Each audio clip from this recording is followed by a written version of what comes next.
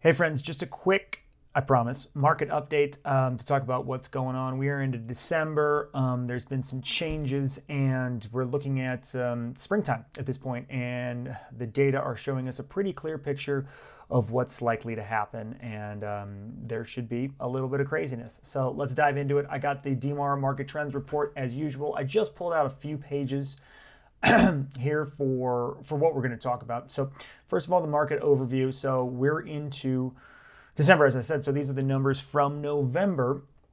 And you'll see here active listings at month's end, 2,248. That's down 33% from the previous month. That's a lot. We do expect to see listings drop at this time of year. That's still significant. We expect another significant drop from November to December when those numbers come out.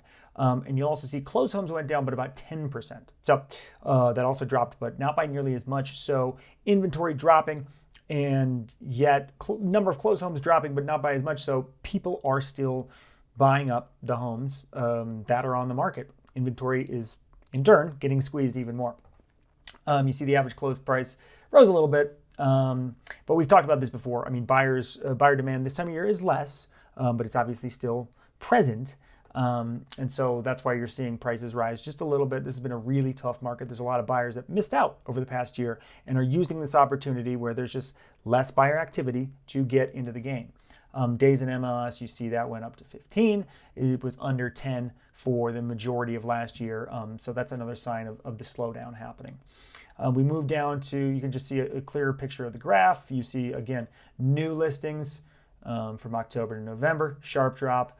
Active listings, also sharp drop. Close, a little smaller drop. So what we're seeing is that inventory we have, as I said, is getting squeezed. And if you're a buyer, since there are homes on the market still, even though a lot of them are being bought, now is the time to go out and try to find a place. If you wait till spring, what we're expecting to happen is, as a result of this inventory squeeze, yes, there will be more inventory that comes on the market. I've said this before, but not nearly enough to balance us, to make up for that deficit that we have, because there's just been such a lack of inventory on the market.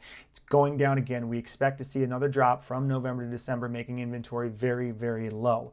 So in the spring, things should pick up and get crazy again, much like they were last year. So we can pull up here, I screenshotted something from DMAR's Instagram account. You can see they are forecasting an extreme seller's market for 2022, all caps. Everything here is in caps, but still, I think they're saying this in caps too. Extreme seller's market, so they're pulling no punches. I mean, the caption on the right kind of explains it. We're seeing this drop. Active properties are so low. If we see the expected drop again, if we do see the expected drop in December, that is going to be drastically lower than last year. And so we're just going to see this furthering of this inventory squeeze.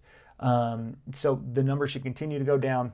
And like I said, if you are a buyer and you can get out and look now, great. You have an opportunity around the holiday, Christmas, New Year's, where just way fewer people are going to be out. Yes, there will be fewer listings, but if you can find something and make an offer and get in on it, that is going to be the best case scenario. You will not be able to afford what you can afford right now next June. Maybe not even next March. I don't know. It depends. But usually right around New Year and when the Bronco season is over, actually, is when buyer activity really starts to pick up and listings pick up a little bit too. But that's when we move into that spring selling season. The Broncos season is going to be over early this year again. So this could all happen really, really early. So if you're a buyer, get out there now, get looking and try to get under contract.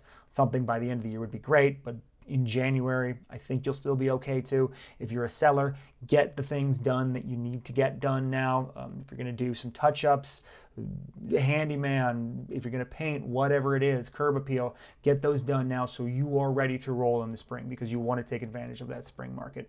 If you're buying and selling, it's tough. It depends on your situation, but I'd be happy to talk to you about that if that's something you want to talk to. It's really got to be tailored to your individual situation. So hopefully this is helpful. This is what's going on. I will check in with you again next month. Stay warm as it's finally cooling off. But as always, I appreciate you watching, and we'll talk soon.